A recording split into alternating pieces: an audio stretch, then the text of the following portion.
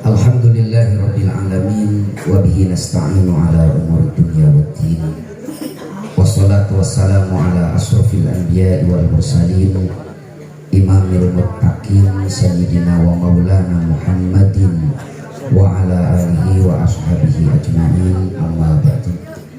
Al-mukarramun, para alim ulama, para kiai, para ajengan, wabil khusus sayyuna al-mukarram sesepuh ya pesantren bersama paman kalih kula wargi. Mudah-mudahan salamina dipasihan kesehatan, panjang yuswa, barokah dan sanes-sanes aparatur pemerintahan di atas yang dugi kabauhan anu hadir, hadirin wal hadirat. Da biasa bu acara ki masuk ayat 2 ayat ibu-ibu, ayat ibu-ibu, ayah hadirin, ayah hadirat. Bu pami hadirin mah hadirna in di lebat tun ngarong tina janela eta mah hadirin. Kami hadirat mah hadirna out di luar.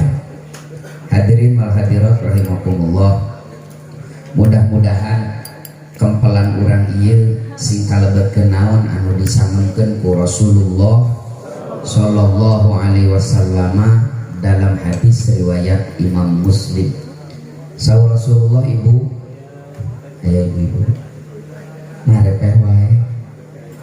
Saur Rasulullah ibu, inna lillahi wa inna ilaihi raji'un. Kata dah biasa natos inna lillahi wa inna ilaihi raji'un. Eta mah mirip sapertos dia rompok aya nu pupus Pak. DKM anu biasa ngomongkeun teh aya wagelan. Akhirna aya jamaah lah anu inisiatif ngomongkeun. Maklum teu biasa pangintanan Pak grogi pas ngomongkeun dina pengeras suara teh kieu. Assalamualaikum warahmatullahi wabarakatuh. Inna lillahi wa inna ilaihi raji'un. Parantos meuli ka rahmatullahi wabarakatuh. Dah biasana tos warahmatullahi ma wabarakatuh. Sapertos urang ieu we tos inna lillahi teh ya wa inna ilaihi raji'un. Kata Nabi, inna lillahi tabaraka wa ta'ala malaikatan sayyar. Sesungguhnya Allah itu mempunyai MUI, malaikat tukang ungkag ingki, yang tugasnya mencari majlis zikir, mencari majlis ilmu. Di mana ada majlis zikir, ada majlis ilmu, malaikat sayyarah ini hinggap di tengah-tengah mereka. Kata Nabi sambil memohon kepada Allah agar dosa orang yang berada di tempat itu Allah ampuni sebelum bubar. Jantan wangkin ayeuna ibu bapak, malaikat nuju ngaduakeun urang sadayana, mudah-mudahan dosa-dosa urang dihapunten ku Allah Subhanahu wa taala. Ayah sahabat menaros ibu, ya Rasul punten ayah kasus naon mah, ayah jalmi hadir di pangaosan tapi sanes ngaos naon atuh eta ngadon kulem. Ari nu kitu didoakeun ku malaikat. Saur Rasulullah yang tidur di pengajian pun tetap didoakan oleh malaikat. Bisa kompet daun ke. Ini kabar gembira sebenarnya bagi Anda yang suka tidur ketika pengajian, ternyata masih tetap didoakan oleh malaikat. Jantan sareng abdi mah santai we ibu, bade ngupingkeun hatur nuhun, bade kulem mangga, dan niat ti bumina mah bade ngaos leres teh Bu. Innamal a'malu biniat, niatna bade ngaos dicatat pahala ngaos. Cenah di pangaosan tunuh eta mah takbir. Jantan santai lah anu bade ngupingkeun dugi kaberes hatur nuhun. bade mulih di payun mangga. Saya itu bukan tipikal orang yang takut ditinggalkan mustami, Pak. Pansok ayah mau balik musieun ditinggalkan jamaah, akhirnya nyingsieunan jamaah, Pak. Dosa anu pangaosan mah dihapunten ku Allah. Kamanakeun dosana dibikeun kanu balik ti heula. Eta mah mau balik musieun ditinggalkan jamaah, Pak. Ari sareng abdi mah santai. Hadirin rahimakumullah, sebelum saya menyampaikan materi sesuai dengan tema, terlebih dahulu kita akan melacak kenapa kiai kita, guru kita, sepuh kita mentradisikan peringatan Maulid Nabi. Sebenarnya tidak perlu dalil agar kita bergembira atas kelahiran sang Nabi. Hanya cukup hati yang bersih untuk bergembira atas datangnya bulan Rabiul Awal, atas dianugerahkannya Sayyiduna Muhammad sebagai rahmatan lil alamin ke permukaan bumi. Tapi dah zaman ayeuna mah sagala teh kudu aya dalilna we, Pak. Sagala teh cenah eueuh ti dituna, padahal mah lain eueuh ti dituna can kadaritu. Jadi lain eueuh dalilna tapi can apaleun dalilna. Ibu bapak hadirin sekalian, dalam surat Yunus ayat 58, surat naon Bu? Ayat 58. Di sana Allah Subhanahu wa taala bersabda, "Qul bi fadlillahi wa bi rahmatihi fabidzalika falyafrahu." Kul, katakan olehmu wahai kekasihku Muhammad, kata Allah, bifadlillahi, dikarenakan karunia Allah, wa birahmatihi, dan disebabkan rahmat Allah, falyafrahu, kalian harus bergembira. Imam Jalaluddin As-Suyuti dalam tafsirnya Ad-Durrul Mansur fi tafsiri bil maqsur, beliau menafsirkan ayat ini dengan sebuah hadis sahih dari Ibnu Abbas. Saur Ibnu Abbas, salah satu sahabat Nabi an ahli tafsir, anjeunna nyebatkeun maksud karunia Allah dalam ayat ini adalah ilmu, dan maksud dari rahmat Allah dalam ayat ini adalah kehadiran Sayyiduna Muhammad sallallahu alaihi wasallam. Jantan upami urang ngiringan tafsir Ibnu Abbas, kieu maksud ayat eta. Katakan olehmu wahai kekasihku Muhammad, kata Allah, bifadlillahi, dikarenakan ilmu yang telah Allah berikan kepada kalian, sehingga meskipun kalian tidak punya sayap, tapi kalian bisa mampu terbang lebih tinggi daripada burung, kapal terbang. Meskipun kalian tidak bernapas dengan insan, tapi karena ilmu ini kalian bisa menyelam lebih dalam daripada ikan, kapal selam. Wa birahmatihi, dan dikarenakan kehadiran Muhammad sallallahu alaihi wasallam yang telah Allah anugerahkan ke permukaan bumi sebagai rahmatan lil alamin, falyafrahu, aranjeun kudu bunga. Ibu bingah dibabarkan Rasulullah, Pak bingah dibabarkan Sayyiduna Muhammad. Masalah bergembira atas lahirnya Rasulullah, Imam Al-Bukhari meriwayatkan sebuah hadis dalam sahihnya. Ini terdapat dalam Sahih Bukhari juz ketiga, ada bab wa ummahatukumul lati ardhnakum. Dalam hadis ini diceritakan suatu malam Sayyidina Abbas bin Abdul Muthalib, sahabat paman Kanjeng Nabi, kulem dina kulemna nyimpen pepenak sarang si Abu Lahab. Wios ka Abu Lahab nyebat si anu tabat yada Abi Lahabi wa tab geuningan. Tah si eta ngobrol saur Sayyidina Abbas, Kang kumaha di alam kubur teh enjoy lah, boro-boro enjoy Bas, akan teh disiksa unggal poe. Saur Sayyidina Abbas, pantes we akan mah disiksa oge. Da di dunia kiceupna beda. Batur mah iman ka Allah sinareng ka Rasulna, akan mangadon kufur. Batur mah ngabela perjuangan Nabi, akan mah jadi musuh panghareupna, pantes ku Allah disiksa oge. Si Abu Lahab protes, Pak. Entar dulu bas, meskipun Allah menyiksaku setiap saat, tapi setiap hari Senin Allah memberikan aku seteguk air. Dari tegukan air itu siksaan di hari Senin terasa ringan bagiku. Sayyidina Abbas ruas, Pak. Jalmi seperti si Abu Lahab anu tos dicap dina Al-Qur'an calon ahli neraka, ku Allah dipasihan diskon siksaan saminggu sakali. Orang Cipaku wae anu saroleh diskon ate sabulan sakali. Pas tanggal 8 bulan 8, tanggal 8 bulan 8, 10 sok aya gratis ongkir tina Shopee geuningannya, Pak. Ieu mah si Abu Lahab diskona saminggu sakali. Saur Sayyidina Abbas, amal apa yang pernah kau lakukan sehingga mendapatkan kemurahan siksa dari Allah Subhanahu wa ta'ala setiap hari Senin?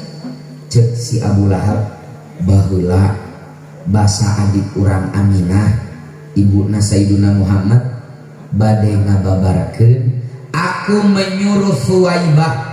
Suwaibah itu budak atau hamba sahaya dari si Abu Lahab ini, yang nanti sempat menyusui Sayyidina Muhammad selama 2 minggu.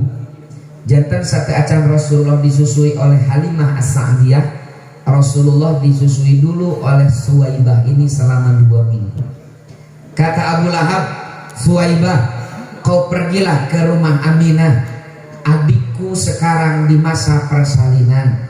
Tolong kau bantu dialah di sana, bantuan gegero, ngepel, antar ke Polindes, begitulah cek urang. Berangkat Suwaibah ini ke bumi Siti Aminah. Singkat cerita, Siti Aminah ngalahirkeun Sayyidina Muhammad sallallahu alaihi wasallam. Pulang lagi Suwaibah ini laporan kepada tuannya. Selamat Tuan Abu Lahab, adik tuan telah melahirkan dengan selamat seorang bayi laki-laki yang diberi nama Muhammad. Cok si Abu Lahab, aku gembira tiada terkira mendengar adikku melahirkan bayi laki-laki. Saking gembiranya, aku kasih bonus si Suwaibah. Suwaibah, mulai detik ini kau adalah manusia merdeka. Kemerdekaanmu aku berikan sebagai imbalan atas kabar gembira yang kau bawa tentang kelahiran keponakanku Muhammad. Hanya itu yang pernah aku lakukan. Lumawi, kata Imam Ibnu Hajar Al-Asqalani di dalam Fathul Bari ketika menafsirkan hadis ini, kata Ibnu Hajar, Abu Lahab saja yang tidak beriman, Abu Lahab saja yang menjadi musuh utama perjuangan Islam sempat bergembira atas kelahiran Nabi, ku Allah diringankeun siksaana satiap dinten Senin. Kantenan deui urang kaum muslimin yang mengimani bahwa beliau adalah nabi dan rasul terakhir. Kantenan deui urang anu satiap dinten nyuhungkeun ka Allah, mudah-mudahan jaga di poe kiamah baginda Nabi kersangangkan urang sebagai umatna bergembira atas kelahiran beliau. Kata Ibnu Hajar, saya yakin pahala yang akan Allah berikan kepada kita akan jauh lebih besar dari apa yang diberikan kepada si Abu Lahab ini. Kumargi sakitu, mudah-mudahan pengorbanan ibu bapak hadirin sadayana, wabil khusus keluarga besar pondok pesantren ieu dina raragi bingah wireh dina sasih Rabiul Awal ieu Sayyiduna Muhammad dibabarkeun ka alam dunia. Mudah-mudahan sing dicatat sebagai amal kasayan digentosan kuno langkung-langkung. Wabil khusus mudah-mudahan acara urang ieu sing janten wasilah, sing janten sabab jaga di poe kiamat baginda Nabi kersa ngangken urang sebagai umatna. Nu kadua, dalam hadis riwayat Imam Muslim, suila an saumi yaumil itsnain. Nabi ditaros ku sahabatna kunaon baginda Nabi sok saum satiap dinten Senin. Kan kauninga ku ibu bapak sadayana Rasulullah mah rutin taraka langkung saum Senin Kemis. Samilah sapertos urang dia taraka liwat kan Senin Kemis namanya alham hari puasana karena di sarua. Tapi para sahabat ya Rasul kunaon pangarsa sok saum setiap dinten Senin. Rasulullah ngawaler fihi yauma wulidtu, karena hari Senin adalah hari aku dilahirkan. Janten ibu bapak dina hadis sahih Muslim ieu jelas Nabi miemut dinten dibabarkeun anjeunanana buktosna ku saum satiap dinten Senin. Muncet bahasa urang Ciamis mah Nabi ge muludanana Nabi mah saminggu sakali buktosna ku saum satiap dinten Senin. Bisi pajarkeun memperingati kelahiran Nabi eueuh ti dituna eta Rasulullah nyalira nu nyebatkeun bahwa Rasulullah lahir dina dinten Senin. Kumargi sakitu Nabi saum satiap dinten Senin. Bereslah dalil muludan masa kitu nya Pak. Lamun aya menyebutkeun muludan eueuh ti dituna bejakeun we si eta anu can kaditu. Lain eueuh dalilna tapi can apaleun dalil. Hadirin rahimakumullah, saya ingin tanya, Bu, cinta ka Rasulullah? Nah melempem. Bu, cinta ka Rasulullah? Bapak cinta ka Rasulullah? Kenal ka Rasulullah? Terus kumaha? Pak cinta ka Rasulullah? Nya cinta jang. Kenal ka Rasulullah? Nya henteu. Terus kita cinta bagaimana kalau tidak kenal? Kata anak-anak itu tak kenal maka biasanya kalau kita mencintai seseorang, kalau kita mengidolakan seseorang, kalau kita ngefans kepada seseorang, pasti perilakunya, kebiasaannya, kasenengna sok diperhatoskeun. Daros teh Pak. Misalkan ibu-ibu fans beratna Lesti Kejora. Nah, pan ku ibu teh diperhatikeun, bener ieu teh dicekek. Kenapa diperhatikan? Fans berat. Nih kalau betul orang sini cinta sama Nabi, saya ingin tanya ibu-ibu dulu lah. Sing semangat ngawaler nabunya. Bu, ari tuangan kaseneng Rasulullah naon? Bala-bala. Can aya bala-bala. Bu, katuangan kaseneng Rasul naon? Pasti ngajawabna teh korma. Padahal korma mah lain makanan kesukaan, tapi makanan pokok. Sapertos urang kana sangu lain resep. Makanan pokok. Hadis-hadis tentang korma juga tidak mengatakan Nabi menyukai korma. Hadis-hadis tentang kurma itu menginformasikan suatu hari Nabi makan kurma ini, suatu hari Nabi makan olahan kurma ini. Kata Nabi kalau makan kurma ini begini. Ternyata ibu bapak dalam hadis-hadis sahih Bukhari, Muslim, Abu Daud, At-Tirmidzi, dalam hadis-hadis itu disampaikan makanan yang paling disukai Nabi, ahabba, paling dicintai ku Nabi teh ad-duba waluh. Naon kenapa? Tuangan karesep Rasulullah teh naon? Waluh. Bahkan dalam hadis riwayat Imam At-Tirmidzi, kalau Nabi silaturahmi ke rumah salah seorang sahabatnya, tuan rumah nate ku tatang koteteng milarian waluh kangge suguhkeun ka Rasulullah. Karena para sahabat terang Nabi teh seneng. ya kulantaran di urang mah informasi tentang Nabi na terbatas, urang mah tenang nate Rasul terasa korma, mata Ramadan penjualan korma meningkat. Lamun penjualan korma meningkat saha nu untung? Petani Timur Tengah dari Cipaku mah teu jadi korma teh. Coba kalau kita sampaikan hadis yang benar bahwa makanan yang disukai Nabi teh waluh, meureunnan petani urang ekonomina terangkat Pak. Waluh mah dipipir imah ge jadi. Jadi karena Ramadan teh sunah Rasul teh naon? Kolak. Nah meterang Rasul resep waluh kamana wae. Kedua, minuman kaseneng Nabi naon? Pak, minuman kaseneng Rasulullah naon? Coca-Cola. Can aya Coca-Cola. Nah, minuman anu paling disukai Nabi teh ibu saur dina hadis sahih air putih. Ieu panitia teh sanes alimeun lain teu kadugaeun nyuguhan susu jeung kopi. Panitia terangan Rasul mah resep air putih. Iya teh air murah.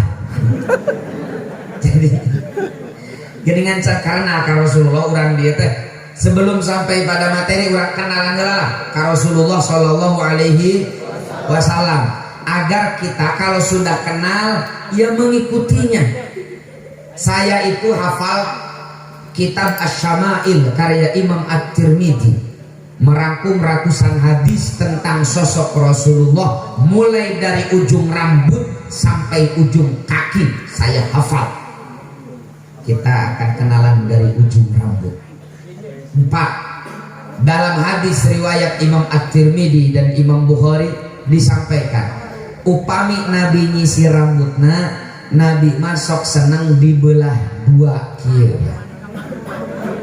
Tak ieu teh potongan rambut Rasulullah. Rasul mah seneng dibelah dua panyisirna teh. Kenapa? Panjang lah hadisna. Kedua, saur Ibnu Umar, saur Siti Aisyah, ketika Nabi pupus dina rambutna mung aya 20 lembar huis, sisana hideung. Jantan rambut Nabi mah pas pupusna mung aya 20 lembar huis, sisana hideung. Ini penting disampaikan kepada umat. Bisi aya urang Cipaku ngaku-ngaku ngimpen pepenaksaran Nabi pas ditaros teh kumaha Rasulullah teh dina impenan rambutna teh nyeplak bodas. Eta mah lain Rasulullah tapi Ganjar Pranowo atawa Hatta Rajasa lah ya nu bodas kabeh mah. Da Rasulullah mah huisna mung 20 lembar.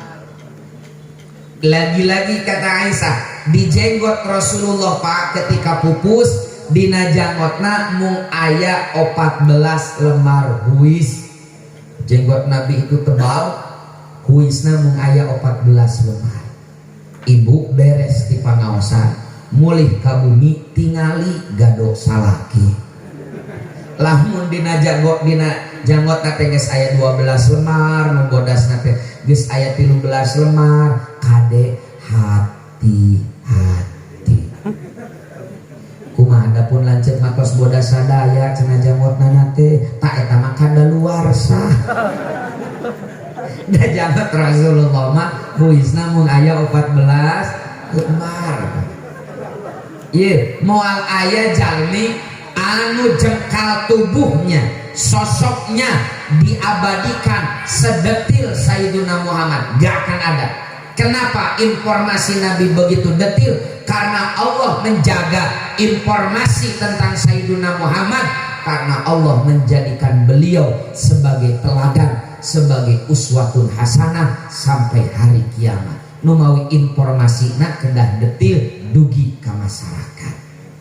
Arah terehlah langsung ke handap. Pak ieu naon Bu? Sarung. Catat, saur Siti Aisyah dalam hadis riwayat Imam At-Tirmidzi, ketika Nabi wafat, Nabi sedang memakai sarung. Ketika Nabi pupus, Nabi nuju nganggo sarung. Bu, abdi bisa sarung teh lain boga panyakit. Cek ibu-ibu teh karunya budak kene geus bisa sarung. Nyangkana teh buruk. Saya tahu ketika Nabi wafat, Nabi mah nuju nganggo sarung. Sepakat semua ahli hadis, anggoan Nabi dua, satu gamis, dua izarun, sarung. Janten para santri tekenging minder pede ngane sarung teh. Kenapa? Rasulullah mah maotna oge nuju nganggo sarung. Sarung mah multiguna kan. Di anggon netepan sopan, keur usum tiris dipake salimut dan juga si akal bisa. Keur parasmanan loba sesa eueuh keresek bisa dipake wadah apa? Sarung mah multiguna. Nah, silakanlah nanti pelajari hadis-hadis tentang itu, ajarkeun ka murang kali kumaha Nabi tuang, kumaha Nabi leueur, kumaha Nabi kulem, kumaha Nabi ebog sareng saterasna. Kenalkan sosok Sayyiduna Muhammad sejak kecil kepada anak-anak kita agar anak kita bisa mencontoh Nabi sejak dini. Ngarah gampil bagi yang sudah punya HP Android ya. HP Android jeung boga kuotanya dari kuotaan macam naon. Bisa di-download di Play Store. Tahun 2014 saya dengan tim di Jakarta, di Pusat Kajian Hadis di Jakarta, di bawah bimbingan almarhum al-maghfurlah Dr. Ahmad Lutfi Fathullah, salah seorang ahli hadis kebanggaan Nahdlatul Ulama, membuat satu aplikasi namanya Potret Pribadi dan Kehidupan Rasulullah. Ketik di Play Store itu Potret Pribadi dan Kehidupan Rasulullah. Di sana detil saya sampaikan, sudah kita terjemahkan dalam bahasa Indonesia, bagaimana potongan rambut Nabi, bentuk rambutnya seperti apa, kumaha angket Nabi, kumaha dada Nabi, kumaha angwan Nabi, kumaha Nabi guyon, kumaha Nabi asanes kantan lah tentang Rasulullah Shallallahu Alaihi Wasallam. Kan pun klik makanan kesukaan, klik hadisnya jelas. Minuman kesukaan, klik hadisnya jelas. Makanan yang tidak disukai Nabi, klik hadisnya jelas. Sudah dalam bentuk bahasa Indonesia. Silakan di download lah ya, biar cepat kita pengajiannya. Hadirin rahimakumullah, sasih Rabiul Awal disagedengan sasih lahirna Sayyiduna Muhammad. Sasih Rabiul Awal oge sasih wafatnya anjeunana, dan juga Rabiul Awal itu adalah bulan di mana Sayyiduna Muhammad hijrah dari Mekah ke mana? Ke Madinah. Jadi di sasih Rabiul Awal itu lahir Nabi, wafat Nabi, dan hijrah Nabi Muhammad Shallallahu Alaihi Wasallam. Kasiniran menurutnya. Padahal mah dasarnya siniran abdi teh. Ieu mah etang-etang silih emutan we tadinya. Hadirin rahimakumullah. Nanti akan saya cek sekali deui, geus ngecek hiji deui Pak. Oke, saya cek lagi. Ari saur ibu bapak Rasulullah jalmi kaya raya, jalmi miskin. Bu, jalmi miskin, jalmi beunghar Nabi teh. Aya menyebutkan aya menyebutkan duka, tapi aya jawaban teh paling tawakal, wallahu a'lam bishawab. Tapi aya dina leuwih parah ku di masjid ka tempo lain ngajawab Pak, kalah ngareos ka gigireunana. Antep tong dijawab dan kege kumanehanana di bejaan. Salami ieu Pak, Rasulullah teh diilustrasikeun, diinformasikeun teh balangsakna we Rasulullah teh. Saya sering mendengar bahwa nu ceramah, "Yeuh Rasulullah mah cenah kehidupan teh peurih, dugi ka nagara lem damisna teh tina tapak palapah korma, da kulemna dina palapah korma."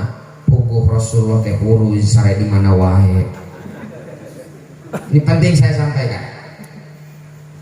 Kemudian cenah Rasulullah, urang alhamdulillah Rasul mah lapar teh teu ka diganyol patuangan teh ku batu. Sok aya gitu. Oke, akan kita sampaikan. Ibu bapak Sayyiduna Muhammad itu hidup dalam kaya raya, wafat dengan kaya raya. Ini mau dicatat, Nabi teh kaya raya. Kabayang teh, kita akan membahas dulu kelahiran sang Nabi ya, secara cepat lah.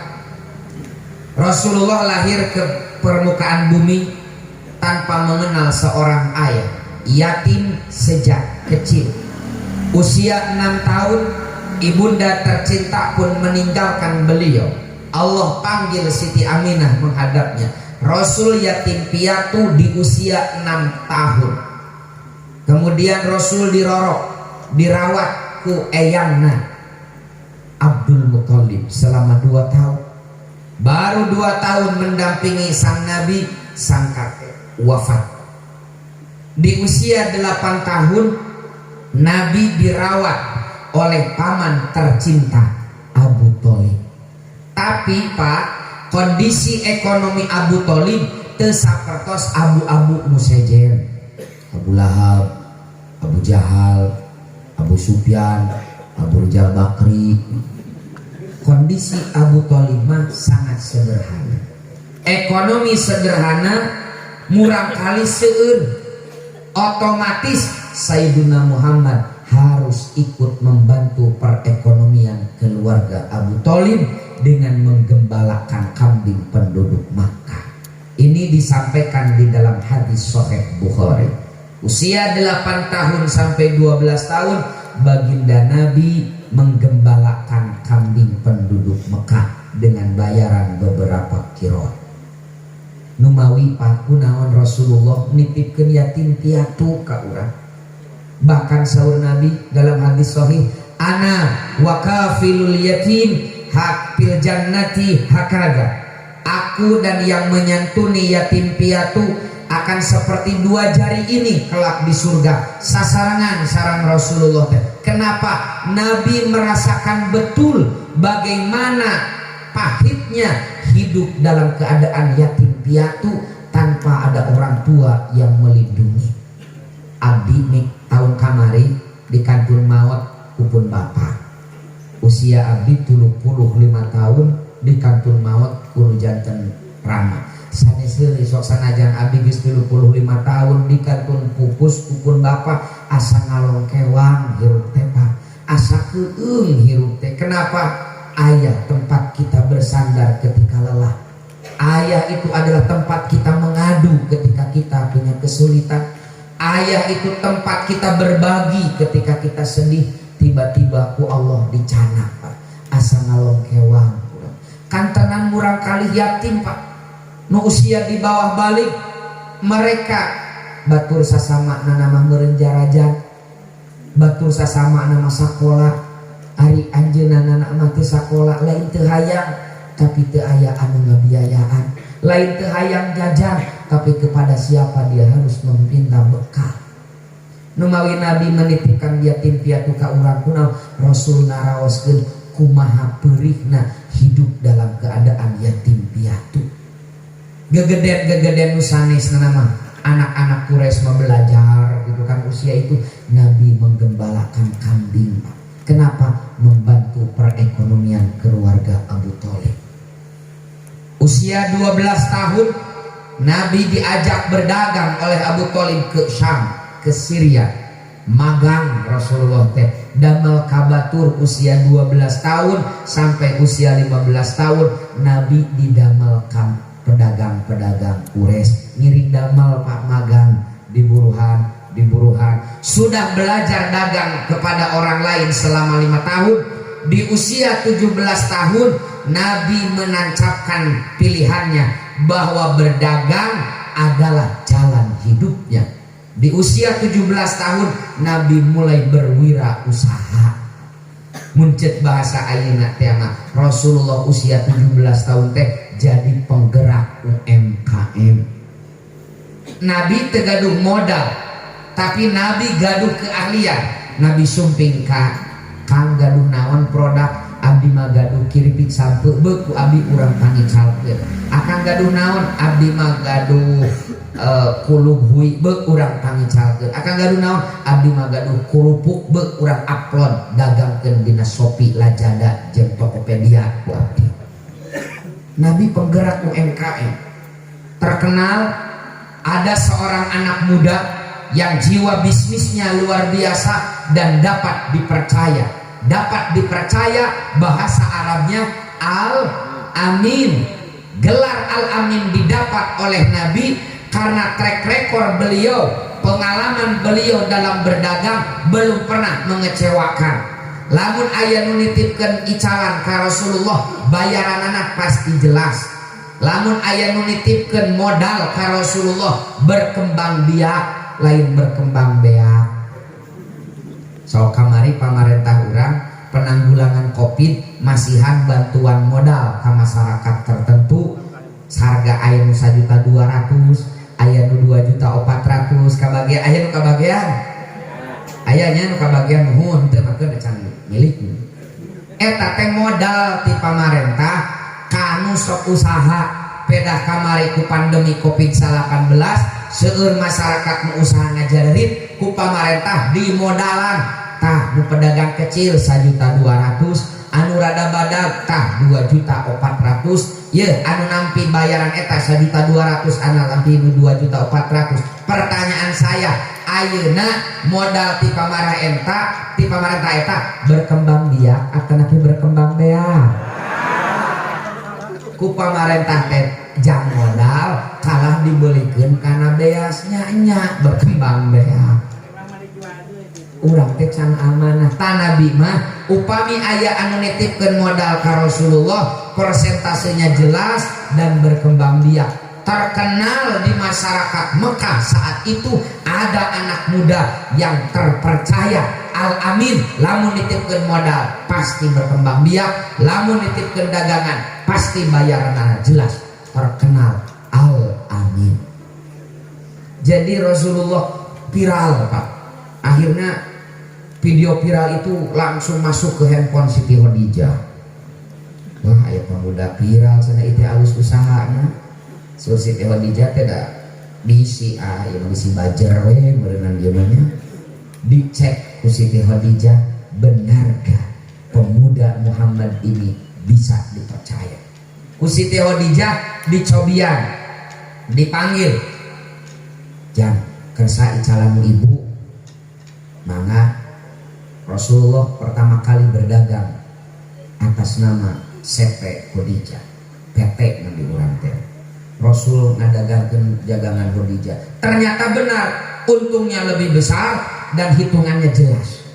Ku Siti Khadijah dicek deui sampai Nabi 5 kali berdagang atas nama Siti Khadijah.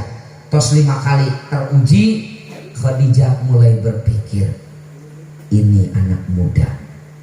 Di samping tutur katanya sopan, akhlaknya baik, perawakannya ya enak dipandang mata, dan juga bisa dipercaya mengelola harta kekayaan Khadijah. Akhirnya dua insan terbaik ini menikah. Ibu terang, sabaraha mas kawin Rasulullah ka Siti Khadijah? Catat, bukan seperangkat alat sholat. Mas kawin Rasulullah ka Siti Khadijah dalam riwayat Ibnu Hisham, di dalam sirah Ibnu Hisham, salah satu sirah nabawiyah paling keren itu sirah Ibnu Hisham, disampaikan wa asdaqaha Rasulullah sallallahu alaihi wasallam isyrina bakratan. Nabi masihan mas kawin ka Siti Khadijah teh 20 ekor unta. Pami hiji onta hargana 30 juta kali 20 ekor tos 600 juta.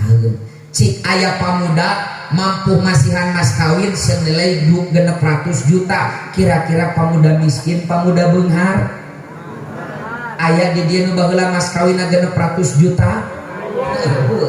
Rasulullah 600 juta. Lalu dalam hadis sahih Muslim, Siti Aisyah ditanya oleh Abu Syamah, wahai Aisyah, berapa mas kawin Nabi kepada istri-istrinya? Saur Siti Aisyah, 8 istri Nabi, setiap istri dipasihan mas kawin 500 dirham. 500 dirham itu senilai 213 gram emas murni. 2 ons sewang mas kawin. Cik ayah jalmi mampu masihan mas kawin kasalapan istrina, setiap istri 2 ons emas. Kira-kira jalmi miskin jalmi beunghar. Jadi Rasulullah teh miskin beunghar. Beunghar Rasulullah teh. Kaya raya Rasulullah itu. Bahkan ibu bapak catat, saya itu kadang sampai marah ketika mendengar orang yang mengatakan bahwa Nabi diangkat harkat martabat secara ekonomi ku Siti Khadijah. Kan sok seueur kitunya, nu mau ibu imakeun rahasianya. Lamun bapak-bapak ngarobrol, obrolanna teh hiji tema teh. Yuk urang neangan Khadijah.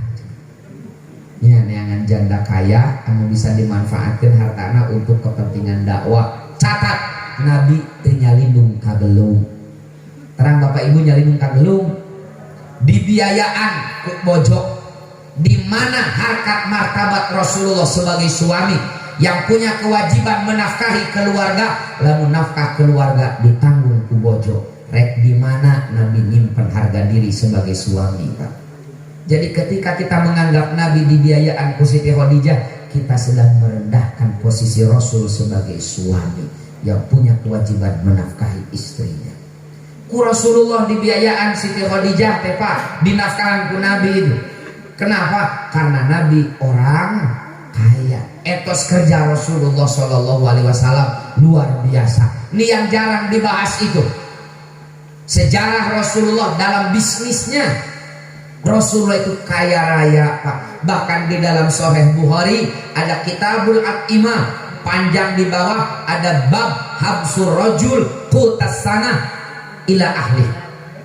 Jadi dia didugikeun Nabi gaduh 15 bidang tanah. Gaduh 15 tempat tanah Nabi teh.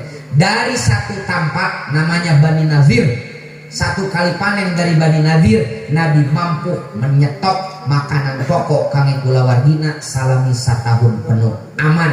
Sakali panen di Bani Nadir, ekonomi keluarga setahun aman. Acan tim 14 bidang Pak. Manya nu kitu balangsa. Kata Imam Al-Qurtubi di dalam tafsir Al-Jami' li Ahkamil Quran, di dalam Al-Quran paling tidak ada 2 dalil bahwa Nabi itu orang kaya. Ya serius naos nabu. Orang serius ya Paknya. Karena ada seserian ningali TV ya. Saya ingin serius merubah paradigma kaum muslimin terhadap sosok Rasulullah Pak. Kata Imam Al-Qurtubi di dalam Al-Quran paling tidak ada 2 dalil bahwa Nabi itu orang kaya. 1, Nabi haram menerima zakat. Laras Pak, Nabi mah haram nanti zakat. Kenapa? Kata Imam Al-Qurtubi, salah satu alasannya karena Nabi orang kaya. Kedua, Nabi dilarang oleh Allah menerima bayaran dari ceramahnya. Nabi dilarang oleh Allah menerima upah dari dakwahnya. Tapi catat, yang dilarang itu Nabi. Ini mohon digaris bawahi, yang dilarang itu Nabi. Hari Kang Ajengan datang mati tidak dilarang. Ini menunjukkan kenapa Allah melarang Nabi menerima upah dari dakwahnya, karena Allah telah mencukupkan ekonomi beliau sebagaimana di dalam surat Ad-Duha, wa wajadaka a'ilam fa'alna. Allah kayakan Rasulullah sallallahu alaihi wasallam. Makanya Pak, kata Nabi, Allah tidak menjadikan para nabi sebagai beban bagi umatnya. Catat, Allah tidak menjadikan para rasul hidup di bawah belas kasihan umatnya. Makanya kata Nabi, tidak ada para nabi yang nganggur. Semua rasul itu gaduh pada melang, gaduh pakasaban. Kenapa? Sebagai syariat agar tidak meminta kepada umatnya. Nabi Adam alaihissalam, yang hadisnya riwayat Imam At-Tabrani, Ibnu Hibban dan Imam An-Nasai. Nabi Adam profesinya sebagai petani Pak. Atuh lungsur ti surga di alam dunia can aya sasaha, can bisa ceodean, can bisa naon. Untuk memenuhi kebutuhannya beliau bercocok tanam.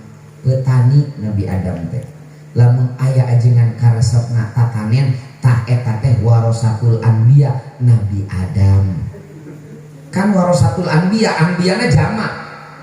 Para ulama teh pewaris para nabi. Ari para nabi profesina loba macam-macam.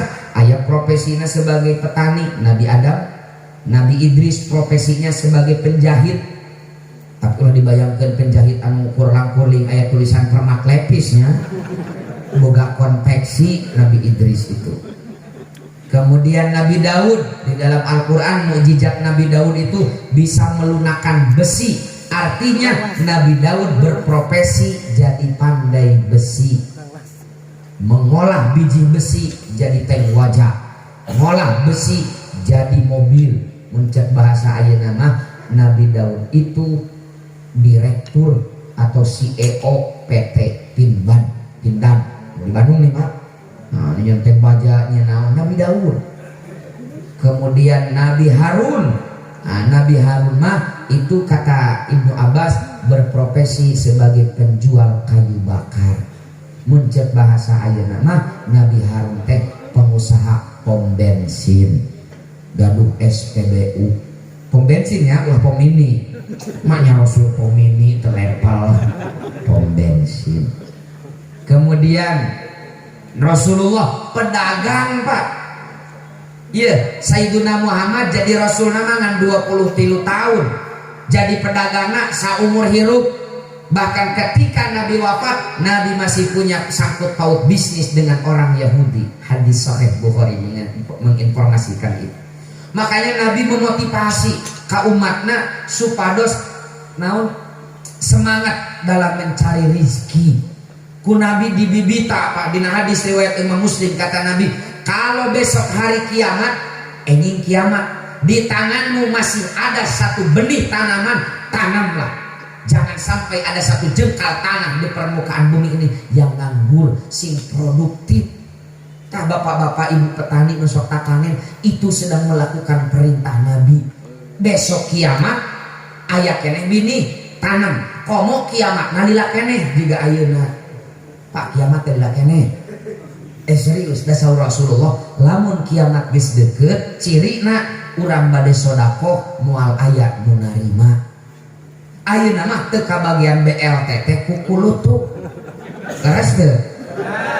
Teu kabagian BLT teh kukulutuk berarti kiamatna lila keneh. Da lamun kiamat geus deukeut mah rek sodaqoh ngabagi BLT sabaraha kaum oge moal aya nu narima.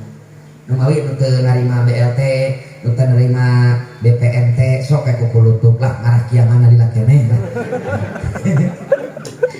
Kan tenang kiamatna lamun keneh tanamlah. Nu mawi dina kitab fikih nih aya pun adi ya nu getol mutolaah dina kitab fikih pasti aya bab ihyaul mawad. Leres teu Pak? Bagaimana membuat tanah produktif. Kenapa? Karena kita punya amanah, punya tugas dari Allah untuk memakmurkan alam dunia. Ulah tepi ka tanah ngajejembrung teu dipelakan pakai sayang bagong. Mending dicacar pakai melak cabe. Itu produktif. Bahkan nih motivasi kange kan urang dia sesegerna tatanen ya Bu. Saur Nabi ketika seseorang menanam tanaman lalu tanaman itu tumbuh, setiap daunnya malaikat membacakan sholawat ngaduakeun anu nanur. Iya sing semangat anu tanur teh. Kenapa? Satu kali tanam tanaman itu tumbuh, satu daunnya malaikat membacakan mendoakan kita yang menanamnya. Buah anu didoakeun ku malaikat seueur na petani dan naranem. Paham ya Bu? Ngetakeun semangat tanur teh. Kenapa? Ini perintah Rasulullah Shallallahu Alaihi Wasallam. Bahkan Nabi sempat bermusafahah dengan seorang pemuda. Dina panangan teh kapalan sasangalun Pak. Rasulullah kunaon itu leungeun teh tapi kan gerhil kieu. Kata pemuda itu, saya sering memartil batu icalan batu abdi ya Rasul. Kata Nabi, tangan ini tidak akan disentuh oleh api neraka. Kenapa? Karena tangan ini dipakai mencari rizki yang halal. Bahkan kata Nabi, ketika seorang suami mencari nafkah yang halal agar keluarganya tidak memakan barang yang haram, setiap langkahnya fi sabilillah, setiap tetes keringatnya fi sabilillah. Bahkan dalam hadis riwayat At-Tirmidzi, Nabi bilang, at-tajirus saduqul amin ma'an nabiyyin wasyuhada wassalihin. Pedagang yang jujur, pedagang yang tidak menipu pelanggan, pedagang yang tidak pernah merugikan konsumen, kelak di surga akan bersama para nabi, siddiqin, syuhada dan sholihin. Tiraku tekabita panon tipasi nabi sangkan umat Islam kaya raya. Ya kudu, kenapa? Maqamadin illa bil mal. Agama tidak akan tegak tanpa dukungan dana. Sok badai acara imtihanan murang kali sapertos kieu, badai acara pangaosan sapertos kieu, cekap ke istighosah hungkul, geus beres istighosah teh torojol malaikat Jibril mawa seneh. Kitu henteu. Kita mau membangun masjid, mau membangun madrasah, mau membangun pondok, cekap ku tawasulan hungkul, geus beres tawasulan torojol malaikat Israfil mawa semen. Kitu henteu. Kudu ka material. Pertanyaannya, ari material kersalin dibayar ku surat Al-Ikhlas. Moal kudu mata pangaosan ieu anu pinuh ku rahmat Allah, urang jantenkeun wasilah, mudah-mudahan nu hadir di ieu pangaosan sing dilimpahkeun rezeki anu barokah. Mudah-mudahan nu hadir di ieu pangaosan sing baleunghar sadayana. Cek ibu-ibu teh lamun beunghar kabeh saha nu miskin, pan loba nu hadir ngaji. Dan nu didoakan dia nu hadir di pangan. Nabi itu kaya raya Pak. Nu mawi kadela wabil khusus kepada generasi muda, nu mawi sok karaos panginten ku para kiai kapungkur nuju mondok. Kadang kiai urang teh miwarang guru sawah ka urang teh. Leres teh Pak, miwarang macul, miwarang nabu guntur, miwarang ternak, miwarang naon. Itu sebenarnya pembelajaran agar ketika kita mungkin tidak menjadi beban masyarakat, karena kita punya keahlian, punya life skill, cek barudak teh punya keahlian. Nemawi kasadayana Rasulullah teh kaya raya, sing semangat. Hadirin rahimakumullah. Lah kenalan deui ka Rasul. Ya sih ngawasna santai ya Bu. Saya itu sudah 4 hari tidak pulang-pulang Pak. Saya berangkat itu Jumat, sekarang belum pulang-pulang. Jadi santai lah ngawasanya. Pokok nama beres di pangawasan ieu, etos kerja bapak-bapak sing ningkat, etos kerja ibu-ibu sing ningkat. Kenapa? Nyontoan, micontoh ka Rasulullah sallallahu alaihi wasallam. Ari contoh Rasul dina akhlakul karimah makupun paman di dieu panginten tos limit. Nyarioskeun kumaha Nabi ibadahna kupun paman di dieu tos dibolak-balik. Tapi yang jarang dibahas itu bagaimana Nabi memberikan contoh dalam etos kerja. Kenapa? Tina 5 rukun Islam Pak, nu gratis mangan hiji. Sesana kudu make duit. Sahada kumpul nu gratis mah. Leres teu? Sok memang sholat gratis. Ada jam tutupan orang di mana? Ya di pasar. Di pasar mentak. Zakat komo. Puasa Ramadan gratis. Itu memang buka jeung sahur dijamin ku malaikat. Kan itu komo munggah haji. Jadi tina rukun 5 rukun Islam nu gratis mangan hiji, sahadat mungkul 4 kudu boga duit. Berarti ini menandakan umat Islamna kudu kaya raya. Aliyadul ulya khairum min yadis supla, kata Nabi. Yang memberi lebih bermanfaat, yang memberi lebih baik daripada yang menerima. Makanya di dalam taklimul muta'alim kita diajari oleh kiai-kiai kita ciri atau penyebab kefakiran. Nuka hiji ayah hate hayang dibere ubatu. Eta teh penyebab kefakiran. Ayah mana hoyong dibere ku batu. Ari ayah nu mere mah ditolak kita teh. Dan udah sama hayang dibere. Ini penting lah, wabil khusus kepada bapak-bapak sing sarmangan. Kenapa urang teh nuju mencari ridho Allah. Kenapa saya menyampaikan ini? Kebetulan Pak, di MU Jawa Barat saya diamanahi untuk membuat kurikulum bagaimana Ahlus Sunnah wal Jamaah menggerakkan warga NU agar produktivitas dalam kerjanya meningkat, sangkan warga NU jadi muzaki kabeh lah, kan mustahil kalau bang orang sejen lah, pokoknya orang NU mah kudu jadi muzaki. Khairun nas anfa'uhum linnas. Keun ari miskin mah da takdir, miskin mah moal leungit di alam dunia, datos aya dina Al-Qur'an nasna fuqara masakini. Kan umumna dikasarahkeun Pak, fuqara masakini. Tapi kemiskinan penyebab orang jadi miskin harus kita lawan. Mustad'afin harus kita bela. Kenapa seseorang itu jadi miskin? Takdir tekadkeun eta mah lain ucapkeun. Kenapa dia miskin? Paling tidak ada 3 hal. 1, karena etos kerja ngedul jadi miskin. Batur mah usaha ieu mah ngadon molor. Batur mah dagang ngadon museuh. Punten kan museuhnya.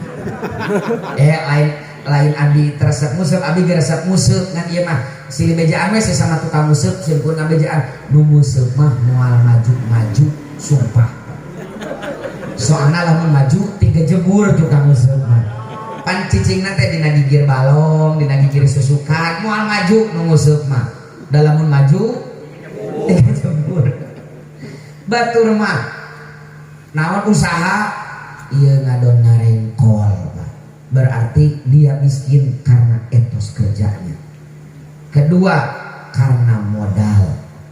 Etos kerjanya luar biasa, tapi permodalanana minim, moal maksimal.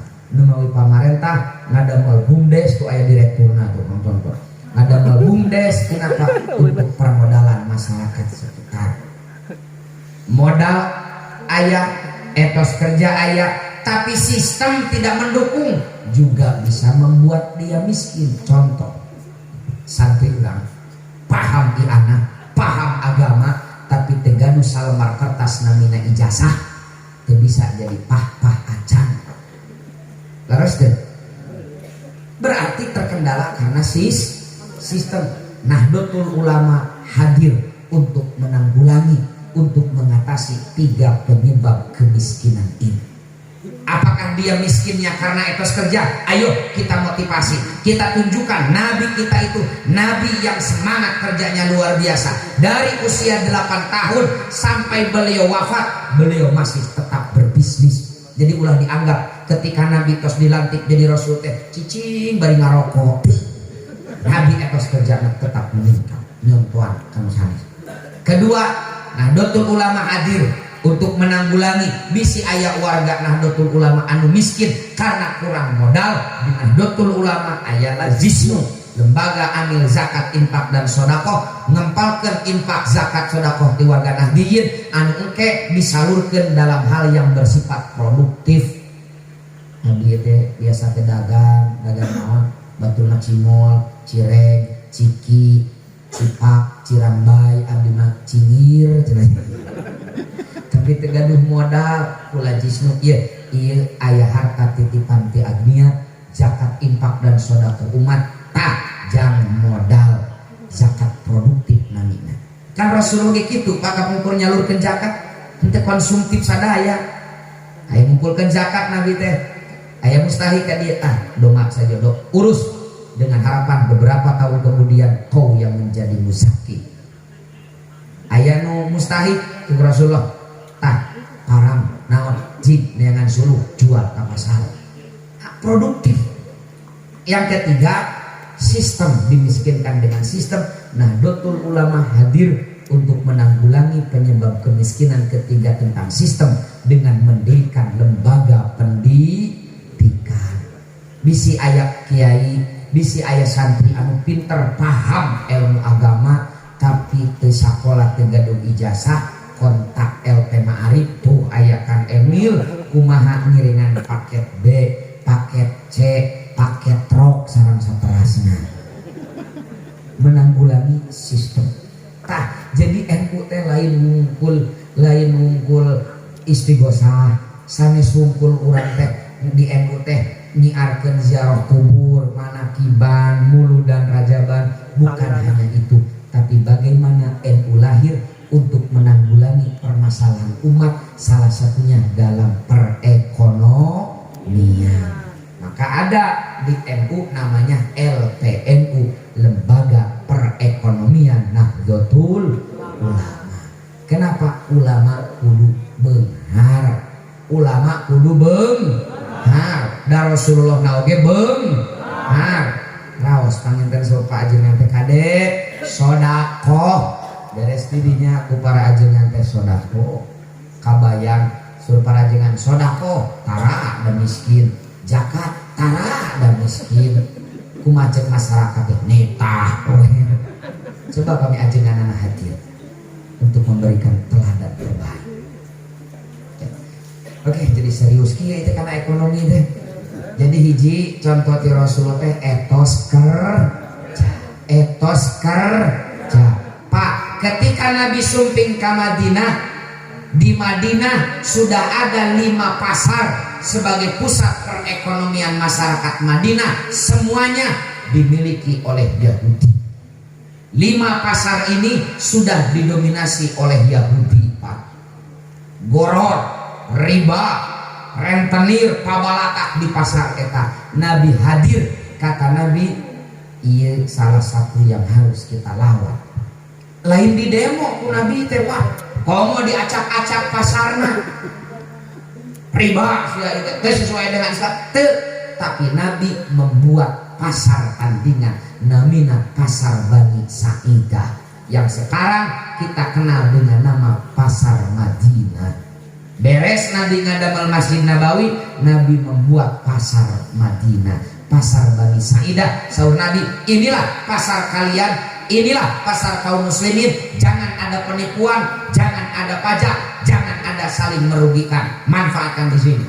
Akhirnya Yahudi keteteran, Pak. 5 pasar Yahudi eleh di pasar Bani Sa'idah iya. Akhirnya terjadi benturan, perang Badar, perang Khandaq, perang Bani Qainuqa, perang Khaybar. Itu salah satunya adalah ekonomi Yahudi terganggu dengan pasar milik kaum muslimin.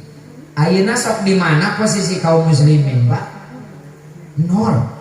Tong boro-boro sembako kamari, minyak goreng langka, dan gerepek umat Islam teh leres teh, Pak. Eta teh karek minyak nu langka teh. Kenapa? Ditimbun, Pak. Lap ini kemarin diinformasikan kan hasil dari penggerebekan kepolisian ada 1 juta lebih, 1 juta liter minyak goreng anu ditimbun ku salah satu retail terbesar milik muslim. Mustahil non muslim. Coba kami dimiliki ku umat Islam. Kita tahu bahwa menyetok, menimbun makanan pokok haram di dalam fikih mual terjadi. Eta teh karek langka minyak goreng, komo lamun beas langka. Kumaha kondisi umat Islam, Pak. Mata umat Islam masih baleunghar. Mata doakeun dari Cipakuma panginten seueur pengusaha. Leres teh, Pak. Nu usaha kana besi, nu usaha kana orai, aya kana orai. Doakeun lah sanes kata. Jadi yang pertama, apa yang harus kita contoh dari Rasul? Etos kerja. Etos kerja. Sing semangat usaha. Kata Nabi, tolabu halalin wajibun ala kulli muslimin. Hadis riwayat Imam Muslim. Mencari rizki yang halal wajib hukumnya seperti mencari ilmu, Pak. Jadi wajib lain mencari ilmu wungkul, mencari rizki yang halal pun hukumnya wajib. Dalam hadis riwayat Imam Bukhari diceritakan, suatu pagi Nabi mulai ngaji.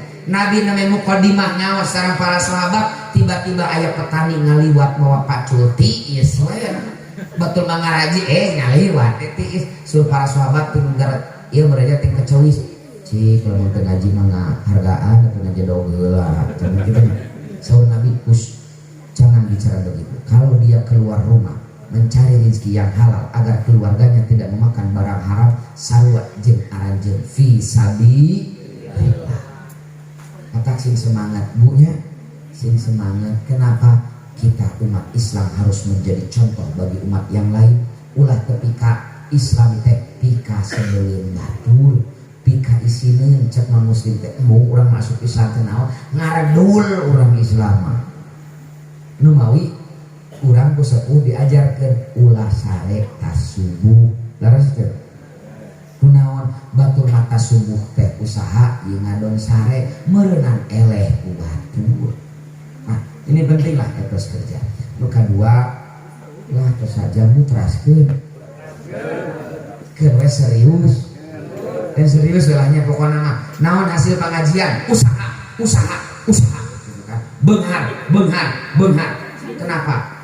Kata Nabi, Allah lebih mencintai mukmin yang kuat daripada mukmin yang lemah. Kuat ekonomi lebih Allah cintai karena dengan kekuatan ekonominya, dengan kekayaannya dia bisa memberikan manfaat kepada masyarakat. Aya yatim piatu anu teu sakola, aya yatim piatu anu teu masantren ujang, sok masantren ka mana keun ku bapak tanggung jawab biayana nama. Aya janda tua anu ya tapi janda tua ya. Ari janda budak mah modus eta mah. Aya janda tua anu kurang kali gaduh kurang kali ekonomina terkendala da teu aya suami sok dijamin tah kangge bae. Kan langkung enak.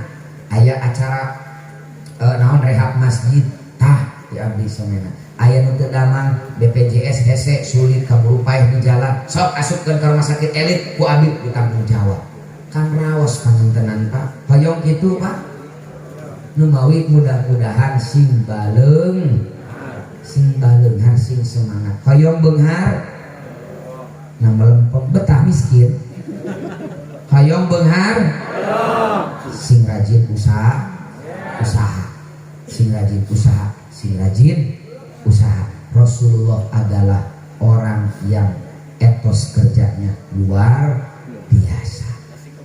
Hadirin rahimakumullah. Yang kedua, yang terakhir lah ulah panjang teuing.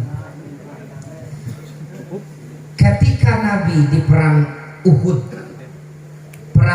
itu perang kekalahan kaum muslimin Pak. 70 sahabat Nabi gugur di medan perang, syahid. Perbekalan kaum muslimin raib. Bukan hanya itu, nyawa sang Nabi pun jadi terancam. Diinformasikan Nabi dia terbunuh di Uhud. Pas ketika dicek dalam hadis-hadis sahih, ketika di Uhud ibu, helm besi Nabi pecah terkena batu. Pelipisnya berdarah. 2 gigi gerahamnya rontok, bibir beliau sobek, darah melumuri wajah yang mulia. Tapi meskipun Rasulullah berlumuran darah, pasukan Khalid bin Walid yang masih musyrik mulai mendekati posisi Nabi. Nabi malah sibuk ngelak-ngelak getih karena angwanan. Ku para sahabat beres perang ditaros, ya Rasul kamari waktu di Uhud salira lain menyelamatkan diri kalah ngelap-ngelap darah karena angwan mana. Saur Rasulullah, aku mendengar apa yang tidak kalian dengar. Aku mendengar di grup WA malaikat bahwa kalau satu tetes darah Muhammad menyentuh tanah, Allah akan menurunkan azab bagi mereka yang melukai nabinya. Aku tak mau, kata Nabi, umatku diazab sedangkan aku masih berada di tengah-tengah mereka. Daripada umatku diazab, Rasulullah dilap-lap getih supaya tidak menyentuh tanah. Ini disampaikan di dalam hadis riwayat Imam Muslim, Imam Bukhari. Dilap-lap. Para sahabat emosi Pak. Sok jalmi aku 70 sahabat gugur Pak. Nabi alim darahna menyentuh tanah karena akibatnya musyrikin Quraisy bakal diazab ku Allah. So para sahabat ud'u alal musyrikin ya Rasul. Ya Rasul musyrikin Quraisy kita ngaduakeun we lasih modal sing setruk Allahumma setruk ya Rasul. Apa kata Nabi? Innallaha lam yab'asni la'anan walakin ba'atsani mu'alliman wa rahmatan. Rawahu Muslim. Allah mengutusku bukan untuk melaknat, menyumpahi orang, mendoakan jelek kepada mereka, walakin ba'atsani mu'alliman wa rahmatan. Tapi aku diutus oleh Allah untuk menjadi guru dan menjadi rahmat. Paham Pak? Dina perang wae Nabi alim ngalaknat mereka yang memerangi Nabi. Di dalam kondisi genting seperti perang, Nabi tak mau lisan yang mulia mendoakan jelek kepada umatnya. Kacida lamun urang mengaku umat Nabi Muhammad, tapi hanya karena perbedaan pendapat, hanya karena perbedaan pilihan politik, hanya karena perbedaan pilihan gubernur, pilihan bupati, pilihan presiden, harus mendoakan jelek, melaknat saudara kita yang berbeda pandangan. Kan kamari ayat lagi usum pilpres, usum pilgub, pedah ayat memilih lain pilihan manehanana didoakeun goreng Pak. Doakeun memilih si anu rezekina sing sarat, salakina kawin deui, dibere penyakit nu obatna. Itu bukan contoh dari Sayyidina Muhammad sallallahu alaihi wasallam. Doakan yang terbaik. Kenapa? Kata Nabi, ketika seorang mukmin mendoakan saudaranya, malaikat mendoakan hal yang sama untuk dia. Ketika kita mendoakan saudara kita, mudah-mudahan pangarsa sayuna sesepuh pondok dia pun pangan sing sehat, cek malaikat didinya ge sing sehat. Mudah-mudahan anantenanna sing panjang umur, saur malaikat didinya ge sing panjang umur.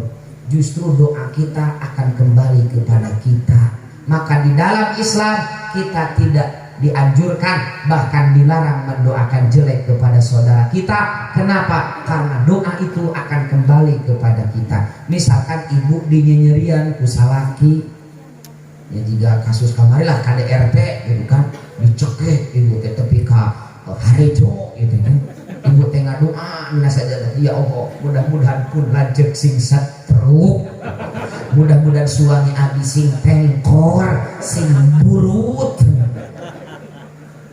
Heknya pengkor sahan rugi ibu, heknya murut sahan rugi ibu, kumaha lamun diijabah setruk sahan rugi ibu. Maka doakan mudah-mudahan caroge abdi pun lanjut sing soleh, ya Allah sing bager, sing saterusna.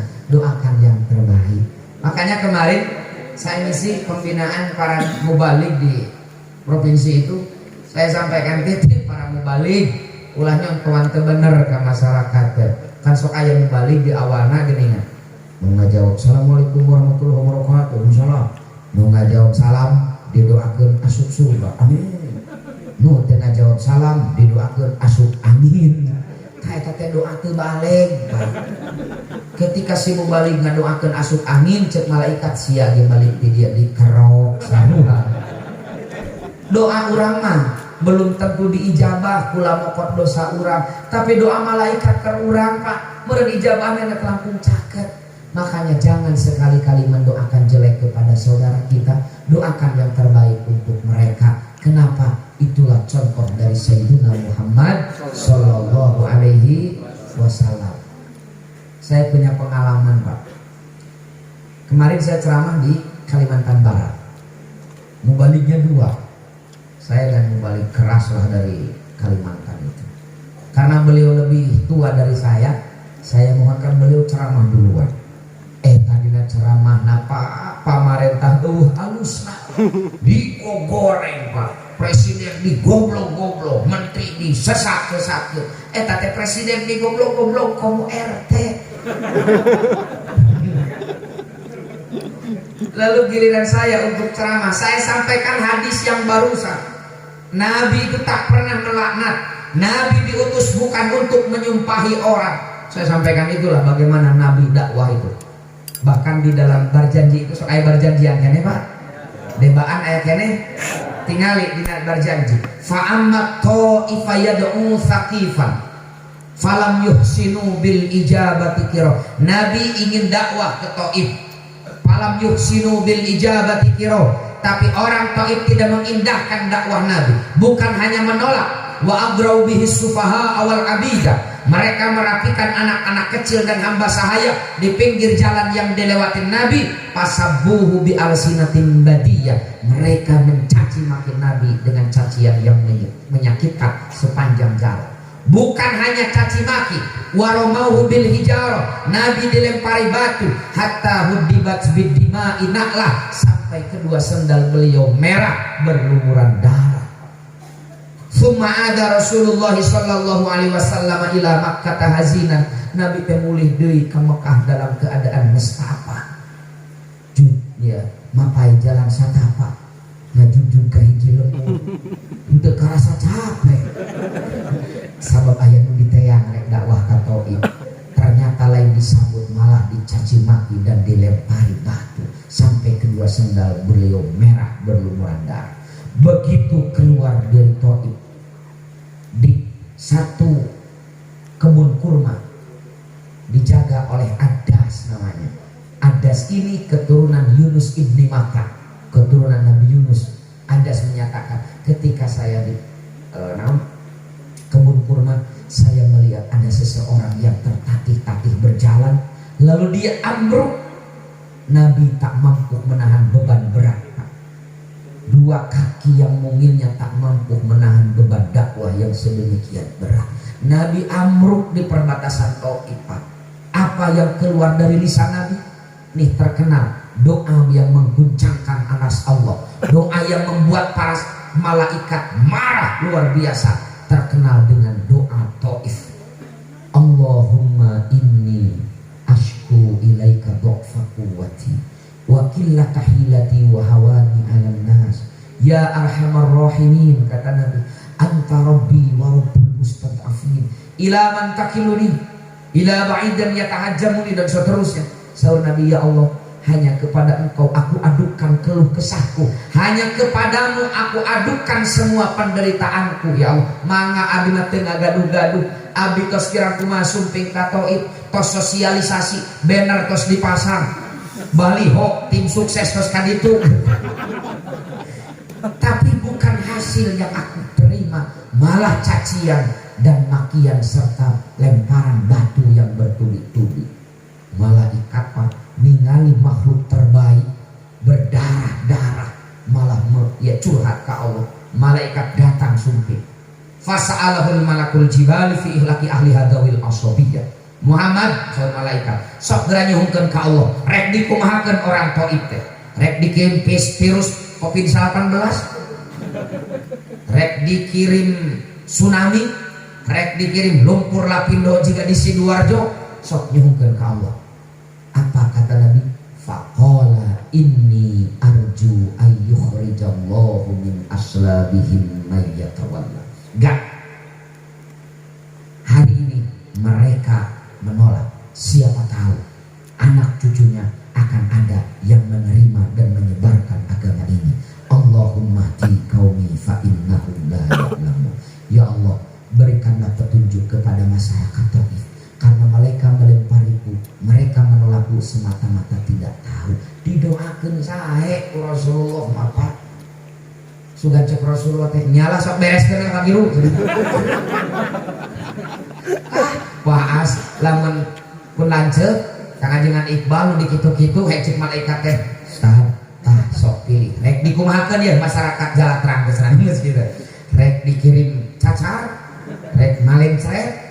Nah, kalau usahana balangkut jika kerjaan teh kieu kabeh lebihkeun. Tapi enggak, tinggal Rasul. Saya sampaikan itulah. Ketika saya turun dari panggung Pak, diprotes oleh si Mubalik. Kasihiran boleh namanya. Kadang datang ini alam Pak we cek si bapak eta teh cek urang mah kieu. Jang, akang ngaceramah tarik tadi tidak benar. Lain cek Rasulullah ge kulil haq walau kana muran. Sampaikan kebenaran walaupun pahit. Saya enak saja menjawab. Ajengan, hadis itu menyuruh kita menyampaikan kebenaran, bukan mencaci maki orang. Beda menyampaikan kebenaran dengan mencaci maki orang. Beda. Lalu saya bacakan surat Toha ayat 44. Surat naon?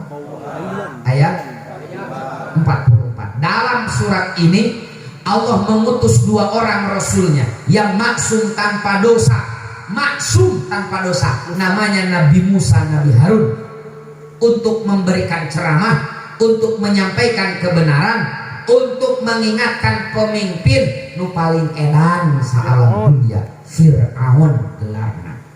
Iya Fir'aun Bapak boro-boro urang jelema iblis wae stres dengan Fir'aun. Serius. Imam Asy'arani dalam Tanbihul Mubtarin menyampaikan sebuah dialog imajiner. Suatu hari iblis kunjungan kerja ke Firaun.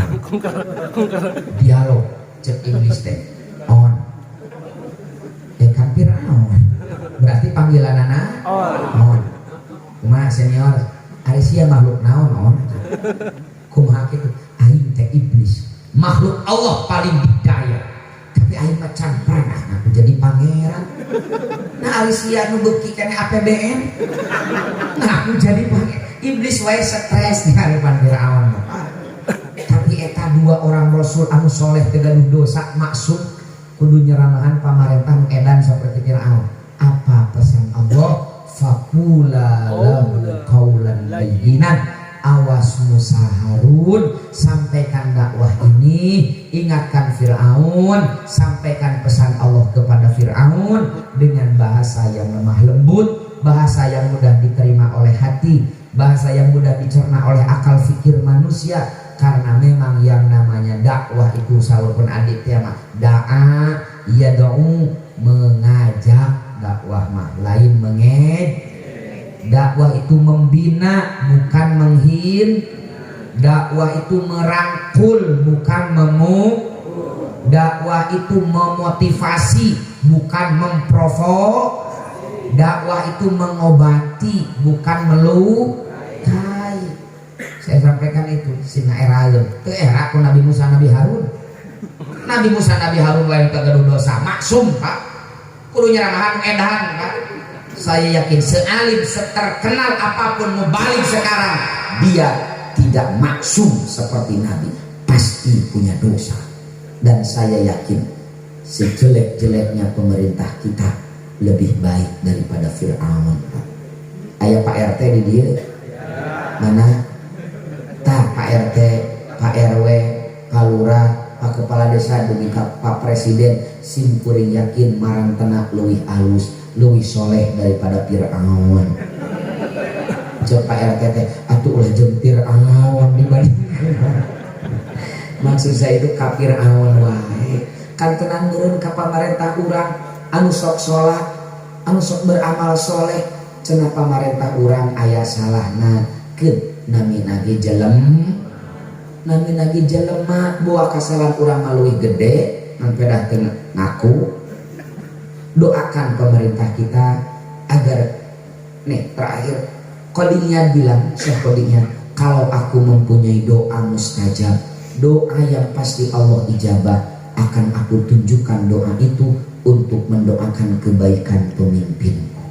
Ditaros ku para murid aku naon pangarsa kangge ngaduakeun pamimpin pamarentah sanes kangge ngaduakeun pangarsa. Saur Syekh Qadiyat, kalau doa itu aku tunjukkan untuk mendoakan kebaikanku, lalu aku jadi baik, manfaat dan maslahat yang akan dirasakan oleh umat tidak akan seberapa.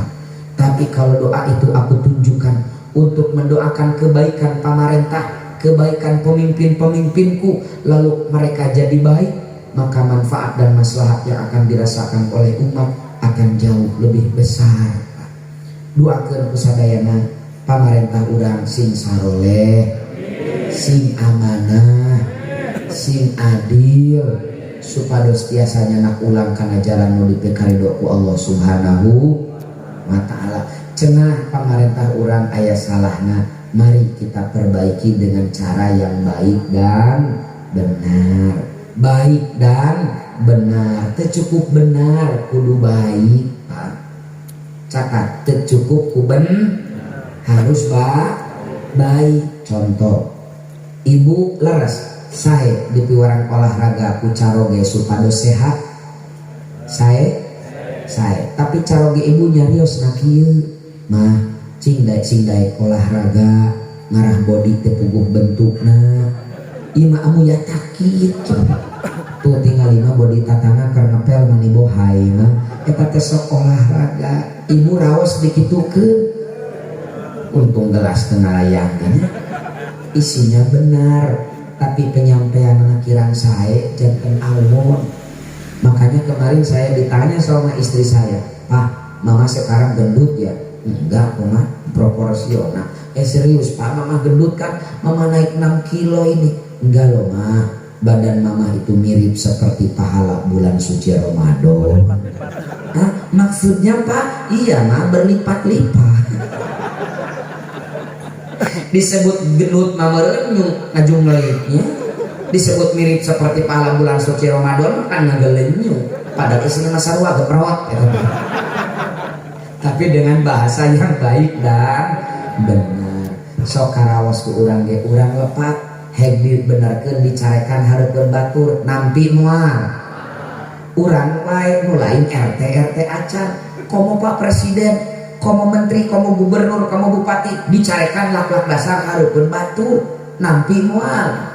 Makanya kata Nabi dalam hadis sahih riwayat Imam Hakim, kalau kalian melihat pemimpin kalian salah, sudah benar salahnya, geus nyata benar salahna lain praduga, lain beja, lain hoak, kata Nabi jangan ingatkan di tempat umum, tapi diingatkan di tempat sepi yang menjaga harkat martabatnya di hadapan umat. Itu Nabi telah memberikan Pak. Tapi di rorompok mah ibu buka kumah masyarakatnya sok resepeun kamu balik sok nyarekan pemerintah. Wanian ieu mau balik teh pemerintah gimana di goblok-goblok resep wanian. Ya Allah, lain wanian salah 27 kali lipat salah lagi. Mari kita kembalikan dakwah kepada jalan yang benar.